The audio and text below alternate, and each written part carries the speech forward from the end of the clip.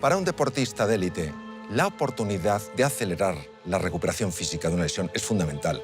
Y por eso muchos de ellos vienen de todo el mundo para ser tratados por nuestros especialistas.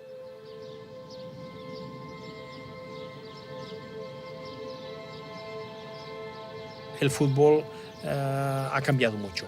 Que antes iban a un ritmo muy lento, se tenía técnica y no se corría tanto. No había velocidad, no había fuerza, no había resistencia, como ahora. ¿Por qué se lesionan? Porque los giros, los saltos, las frenadas, los dribblings son de una velocidad muy superior a la que hacían pues 40 años atrás. Dr. Ramon Cugat came to Boston to learn arthroscopy, which was revolutionizing surgery, and everybody wanted to learn how to do it. A few years after he learned arthroscopy, he was advancing very, very quickly and advancing the field of arthroscopy. And 10 years later, I was coming to Barcelona to learn from him. He is the expert in athletic knee injuries from football. La artroscopia es un procedimiento quirúrgico poco invasivo en el cual se introduce una cámara pequeña a través de incisiones mínimas en la articulación de la rodilla. La cámara envía la imagen a un monitor desde el que el cirujano puede ver las estructuras de la rodilla con gran detalle para reparar o quitar tejido lesionado.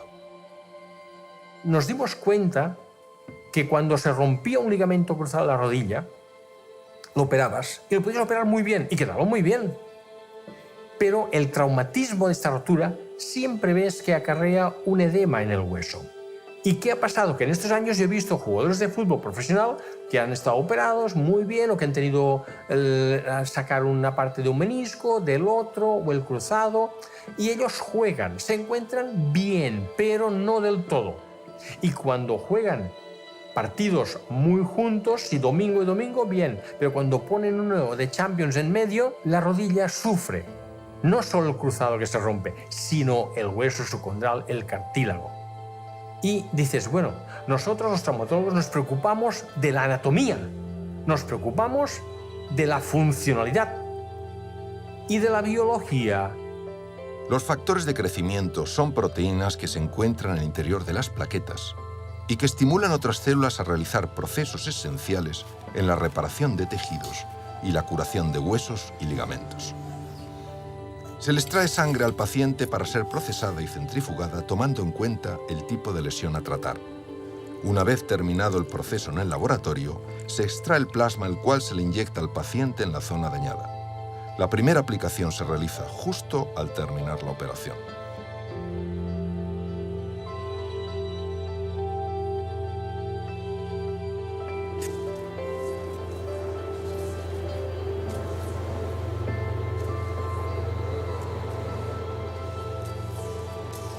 Entré mal en una puerta con gran velocidad y tuve una muy mala caída y me rompí las dos piernas.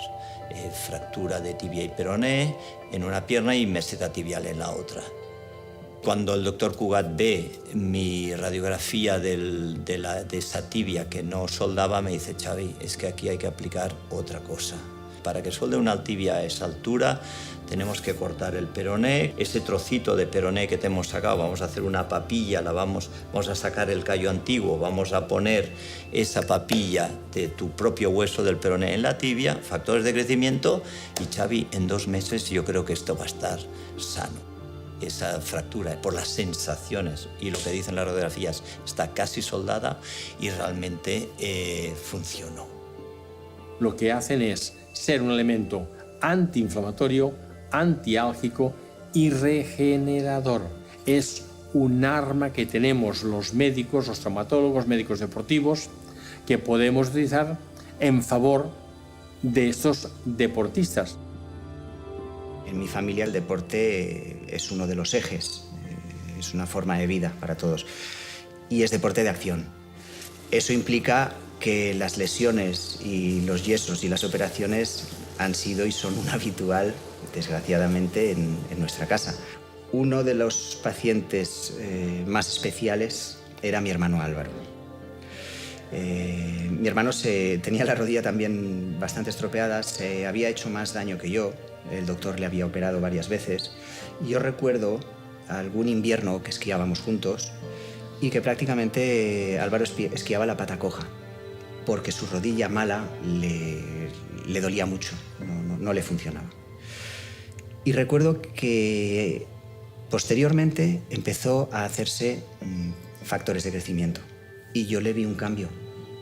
De un invierno para el otro empezó a esquiar con normalidad, su rodilla empezó a funcionar otra vez y yo, que mi rodilla también estaba delicada y un poco estropeada, pues yo lo hablaba mucho con él. A partir de ahí, de forma sistemática, cada primavera yo me hago el tratamiento de factores y empiezo el invierno siguiente en plena forma.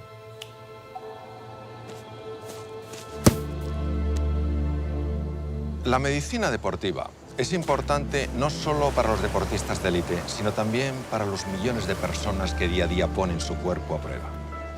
Practicar deporte nos puede ayudar a ganar fortaleza física y mental, a mantenernos sanos y afrontar los distintos retos que tenemos en nuestras vidas. Sin embargo, conocer las limitaciones de nuestro organismo es un factor fundamental.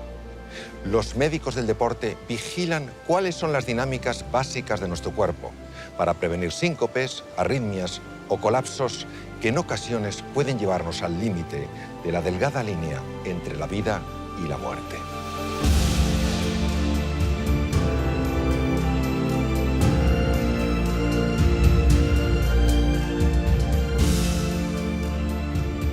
Cuando ya pierdo la conciencia, me caigo, eso está claro que no recuerdo nada. Pero luego ya el doctor me da tortas en la cara, va a intentar despertarme y me despierto allí y digo, pero ¿esto qué está pasando aquí, no? ¿Qué hago yo aquí en el suelo si yo no estaba en el suelo? Me quería levantar, digo ya estoy bien, me quiero levantar, ¿no? Para seguir. Y claro, yo no era consciente de la situación que se había producido. No llegó a ser una parada cardíaca, pero probablemente relacionada con una arritmia que hizo que el corazón perdiera esa capacidad de bombeo eficaz y por lo tanto de que llegara sangre y oxígeno suficiente a su cerebro. Se le realizaron todo tipo de pruebas. Finalmente pues, se determinó que en relación con ese síncope y con los hallazgos de las pruebas que se habían realizado, la mejor decisión es que abandonara la práctica del fútbol.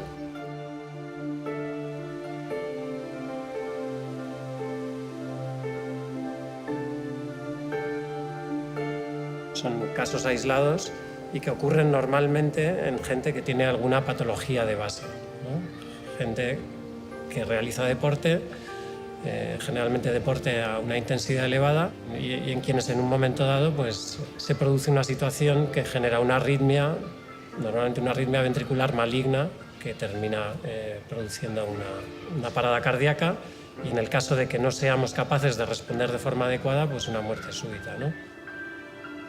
Nuestra labor dentro de la prevención, hoy en día, con el conocimiento y los medios de que disponemos, simplemente con una historia clínica, una exploración física y un electrocardiograma de reposo, se pueden detectar, no digo en el 100% de los casos, pero en un porcentaje importante. Yo llegué arriba muy rápido, con 23 años, estar en la selección absoluta, haber ganado una Eurocopa. Es cierto que podía haberme ido ese día, pero la vida es así. Cuando te cierra una puerta se te abre otra y tienes que iniciar el recorrido.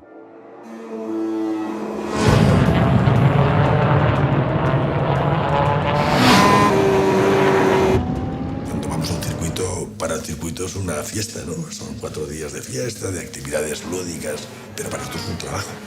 Nos centramos en el paddock, en los 80 y tantos pilotos que tenemos.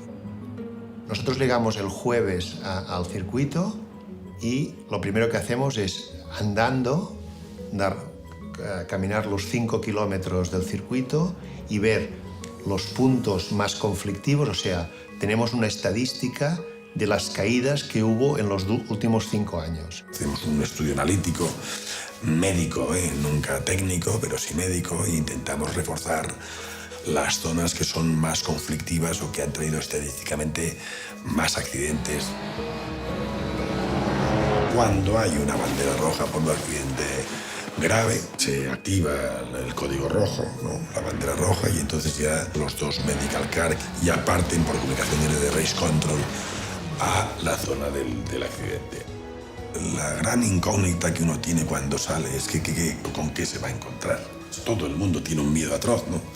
Piloto inmóvil, que no sabes lo que pasa, que parece que esté en fase muy crítica, ¿no? Entonces, cuando llegas allí se disipa totalmente y actúas de una forma rápida, global, lo alineas, liberas la vía aérea superior, quitas el casco, fijas collarín, metes el tubo.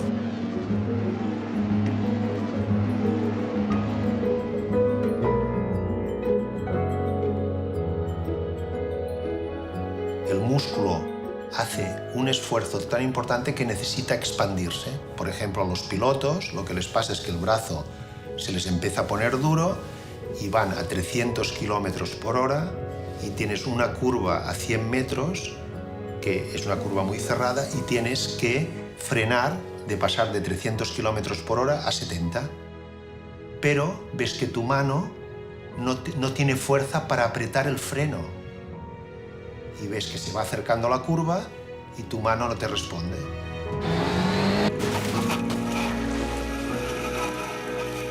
Es muy importante, si tú tienes que llegar a operar una muñeca, la forma por la que entras, pues que sea con mucho cuidado, o sea, que no hagas más daño del que hay. Si tú has sido cuidadoso, posiblemente el piloto o el paciente podrá a partir de la semana estar haciendo rehabilitación.